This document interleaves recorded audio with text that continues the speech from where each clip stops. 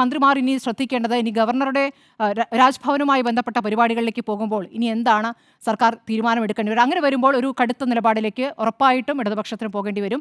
CPM മന്ത്രി മാത്രമല്ല, എനിക്ക് തോന്നുന്നു ഇതിൽ കുറച്ചുകൂടി ക്ലാരിറ്റിയോടെ ഇപ്പോൾ പ്രതിഷേധം കാണിച്ചത് പി പ്രസാദാണ് ആദ്യമെങ്കിലും CPM-നാണ് കുറച്ചുകൂടി ക്ലാരിറ്റി അതിലുണ്ടായിരുന്നു ഞാൻ മനസ്സിലാക്കുന്നു. കാരണം അതിനുശേഷം നടന്ന പ്രതിഷേധത്തിലും ഒരു ഭാരതാംബയെ വണങ്ങിക്കൊണ്ട് ഭാരത് മാതാ കി ജയ് പറഞ്ഞുകൊണ്ടാണ് CPI പ്രതിഷേധിച്ചത്.